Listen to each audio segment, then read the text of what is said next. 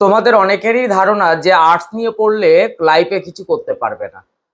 Arts নিয়ে পড়লে তুমি লাইফে কি কি দিক যেতে পারো, তোমার লাইফটা কিভাবে তৈরি হতে পারে, তোমার জীবন পথ কোন দিকে যেতে পারে, কি কি সার্ভিস পেতে পারো, তুমি কিভাবে জীবনটাকে গড়ে নিতে পারো। 10টা সেরা কেরিয়ারের কথা বলবো।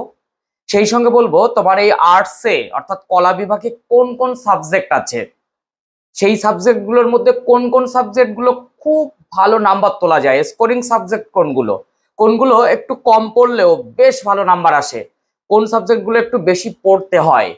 এই ভিডিওটা টোটালি আর্টস এই বিভাগ নিয়ে, অর্থাৎ কলা বিভাগ।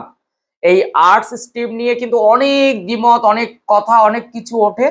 তোমরা ইতিমধ্যে অনেকে পড়া স্টার্ট করেছো, অনেকে করে উঠতে পারোনি, এখনো অনেকের মধ্যে দ্বিধাদ্বন্দ্ব, আমি সায়েন্সে যাব না কমার্সে যাব না আর্টসে যাব। আজকে এই ভিডিওটা তুমি দেখার পর তোমার সিদ্ধান্ত নিশ্চয়ই তুমি নিতে পারবে। সেই সঙ্গে বলে রাখি, তুমি যদি নতুন হও তাহলে অবশ্যই চ্যানেলটি সাবস্ক্রাইব করে পাশে থাকা বেল আইকনটি প্রেস করে রাখো। এই রকম তথ্য সমৃদ্ধ ভিডিও পেতে ভীষণ সুবিধা হবে। আমি প্রথমেই বলবো আর্টসের ঠিক কোন কোন সাবজেক্ট আছে, তবে এখানে বলে রাখা দরকার সব স্কুলে কিন্তু সব সাবজেক্ট থাকে না। যে স্কুলে যে সাবজেক্ট নেই সেই স্কুলের জন্য কিন্তু তোমার সাবজেক্ট চুজ করার জন্য হয়তো অন্য স্কুলেও ভর্তি হতে পারে, যদি তুমি সাবজেক্টটাকে প্রায়োরিটি দাও। কিন্তু আমি বলবো আর্টসের কোন কোন সাবজেক্ট আমাদের এই পশ্চিমবঙ্গ শিক্ষা ব্যবস্থায় উচ্চশিক্ষা সংসদ নির্বাচন করে রেখেছে। এডুকেশন, ফিলোসফি মানে দর্শন, তোমার জিওগ্রাফি, হিস্ট্রি, পলিটিক্যাল সায়েন্স, তারপরে তোমার মনোবিজ্ঞান, ইংরেজি, হিন্দি, সংস্কৃত, সমাজবিজ্ঞান, এই সাবজেক্টগুলো কিন্তু থাকে। ইকোনমিক্স মানে অর্থনীতি, তোমার শারীর শিক্ষা, ফিজিক্যাল এডুকেশন, কম্পিউটার, কম্পিউটার থাকে, কম্পিউটার কিন্তু একটা ভালো সাবজেক্ট। সেই জায়গা থেকে তোমার থাকে মিডিয়া স্টাডিজ, সেই সঙ্গে থাকে ফ্যাশন স্টাডিজ, তার সঙ্গে মিউজিক মানে সঙ্গীত থাকে। এই রকম একাধিক সাবজেক্ট কিন্তু আর্টসে রয়েছে। এই সাবজেক্টগুলোর মধ্যে সব থেকে স্কোর করা যায় যে সব সাবজেক্টগুলো, তার মধ্যে আমার মনে হয় ফিলসফি একটি ভালো সাবজেক্ট, অর্থাৎ দর্শন। এই ফিলসফিতে যথেষ্ট নাম্বার আসে। তাছাড়া আসে এডুকেশন, ভালো নাম্বার আসে, খারাপ নাম্বার আসে না। সেই জায়গা থেকে তুমি যদি মনে করো অবশ্যই কিন্তু সংস্কৃত, তুমি 7-8-এ যদি সংস্কৃত ভালো পারতে তাহলে সেটা নিতে পারো, ভালো স্কোর করা যায়। আর এখানে জিওগ্রাফি নিতে পারো, হিস্ট্রি নিতে পারো, পলিটিক্যাল সায়েন্স নিতে পারো, এগুলো খারাপ স্কোর হয় না, তবে একটু বেশি হয় ফিলোসফি, সংস্কৃত, এইসব সাবজেক্টগুলো। কিন্তু এর মধ্যে মজার বিষয় ফিজিক্যাল এডুকেশন, মিউজিক, এই ধরনের সাবজেক্টগুলো আরো বেশি স্কোর হয়। তার কারণ এগুলোর প্রজেক্ট অ্যান্ড প্র্যাকটিক্যাল অনেক বেশি। তাই যে সমস্ত সাবজেক্টে প্রজেক্ট অ্যান্ড প্র্যাকটিক্যালের নাম্বারটা অনেক বেশি, যেমন ফিজিক্যাল এডুকেশন, মিউজিক 60 করে, তাহলে তুমি অবশ্যই সেই সাবজেক্টগুলো চুজ করতে পারো।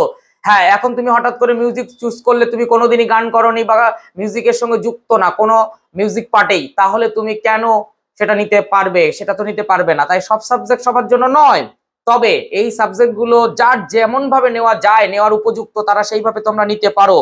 তবে আমি বলবো একটু দূরে থাকার চেষ্টা করো এই সাবজেক্টগুলো থেকে। এগুলো সায়েন্স বেস সাবজেক্ট, তাই সায়েন্স অ্যাবিলিটি না থাকলে বা একটু পড়াশোনা ভালো না হলে সেইগুলো কিন্তু নেওয়া যায় না।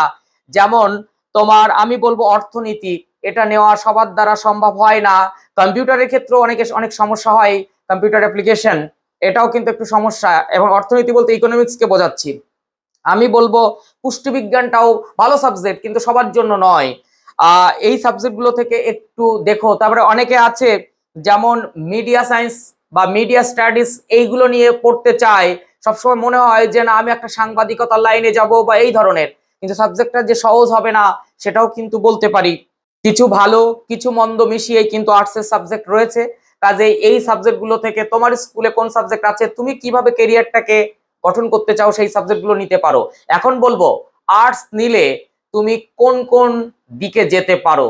আমি 8 থেকে 10টা কেরিয়ারের কথা বলে দিচ্ছি, যেগুলো তুমি আর্টসে পড়াশোনা করে নির্ভাবনায় কিন্তু সেই দিকে যেতে পারো, কোনো সমস্যা তোমার হবে না। আর্টস নিয়ে পড়লে আমি প্রথমেই আসবো শিক্ষকতা, অর্থাৎ টিচিং লাইনটা। তুমি যদি আর্টস নিয়ে পড়াশোনা করো, সমস্ত রকমের এই টিচিং লাইনে কিন্তু তুমি যেতে পারো। যেমন প্রাথমিক মানে সরকারি প্রাথমিক স্কুলে শিক্ষকতার জন্য তুমি পরবর্তীতে ডিএলএড করে নিতে হবে। তোমার হাই স্কুলে যদি তুমি শিক্ষকতা করতে চাও তাহলে তুমি অবশ্যই বিএড ডিগ্রি করে নিয়ে তুমি কিন্তু শিক্ষকতার এই লাইনে যেতে পারো। এটা কিন্তু আর্টসের জন্য বেশ একটা ভালো রাস্তা। এরপরে আমি বলবো সাংবাদিকতা অর্থাৎ রিপোর্টার। তুমি আর্টস নিয়ে পড়াশোনা করে তুমি কিন্তু এই লাইনে যেতে পারো। আমি বলবো এরপরে মেডিকেল লাইন, সেগুলোর মধ্যে নার্সিং। তুমি যদি নার্সিং এ যেতে চাও, মূলত জিএনএম এএনএম এই নার্সিং এ কিন্তু তুমি আর্টস থেকে যেতে পারো। ফার্মাসিস্ট এই লাইনটাও তুমি যেতে পারো। তাছাড়া মেডিকেল রিপ্রেজেন্টেটিভেও তুমি যেতে পারো আর্টস থেকে পড়াশোনা করে। কাজেই আমি বলবো ফার্মাসি মেডিকেল সেক্টরে জব করার জন্য অবশ্যই সায়েন্স নিয়ে পড়লে যে বাড়তি সুবিধা হয় এ কথা বলতে পারি, কিন্তু আর্টস নিয়ে পড়লেও কোনো রকম সমস্যা হয় না ডি ফার্ম কোর্স করার জন্য। এবং ফার্মাসিস্টের যে মেডিকেল রিপ্রেজেন্টেটিভ এই লাইনগুলো তুমি কিন্তু ধরতে পারো। পুলিশের চাকরি করতে পারো তুমি আর্টসের পড়াশুনো করে, তুমি কিন্তু ইন্সপেক্টর পদে চাকরি পেতে পারো। পুলিশের বিভিন্ন দপ্তর বিভিন্ন পার্টে তুমি কিন্তু চাকরি পেতে পারো। এছাড়া তুমি পেতে পারো ল, আইনজীবী। অর্থাৎ শুনতে খটকা লাগলেও কিন্তু উচ্চ মাধ্যমিকের পরে কিন্তু তুমি বিএ, এলএলবি এবং এলএলবি ডিগ্রির মাধ্যমে আইনজীবী হতে পারো। এখন এক্ষেত্রে কিন্তু দুটো পার্টে করা যায়, উচ্চ মাধ্যমিকের পরেও করা যায়, সেখানে 5 বছরের একটা কোর্স তুমি গ্রাজুয়েশনের পরেও করতে পারো। তাই আমি বলবো বিএ, এলএলবি বা এলএলবি এই ডিগ্রি তুমি নিয়ে আইনজীবী হতে পারো। তুমি কি হতে পারো, তুমি গবেষক হতে পারো। অর্থাৎ সায়েন্স পড়ুয়ারাই যে শুধু গবেষক হবে তা তো নয়, তুমি আর্টস থেকে বিভিন্ন ধরনের বিষয় নিয়ে ডক্টরেট বা পোস্ট ডক্টরেট এই ডিগ্রিগুলো কিন্তু অর্জন করতে পারো। আমি বলবো পোস্ট অফিসের চাকরির ক্ষেত্রে কিন্তু আর্টস নিয়ে পড়াশোনা করলে ছাত্রছাত্রীরা এই পোস্ট অফিসে ভালো চাকরি পেতে পারে। এইখানে যেমন জিডিএস বা এমটিএস বা মেইল সার্ভিস এই ডিপার্টমেন্টগুলো কিন্তু আর্টসের জন্য খারাপ নয়।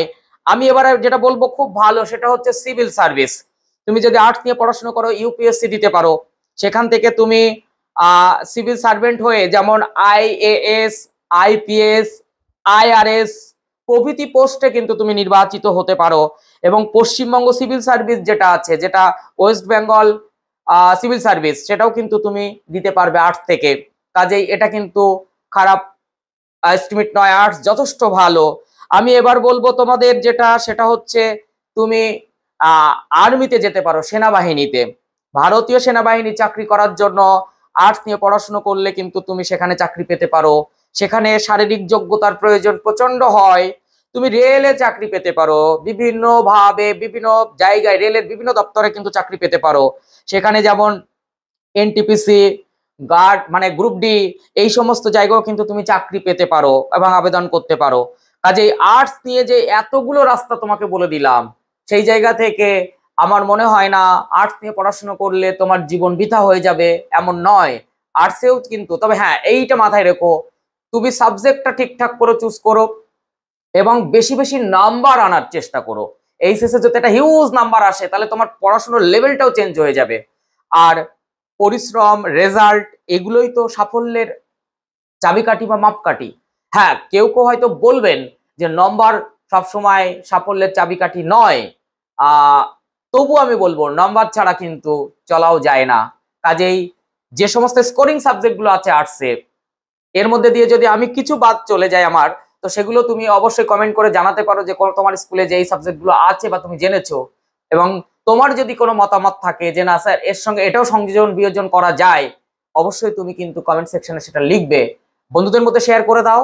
নতুন হলে অবশ্যই চ্যানেলটি সাবস্ক্রাইব করে পাশে থাকা বেল আইকনটি প্রেস করে রাখো, এরকম তথ্য সমৃদ্ধ ভিডিও পেতে ভীষণ সুবিধা হবে। এবং আজকের যে ভিডিওটা তুমি দেখলে এত সময় ধরে, তুমি কতটা উপকৃত হলে সেটা কিন্তু জানাতে ভুলবে না। নেক্সট ভিডিওতে দেখা হচ্ছে। টাটা।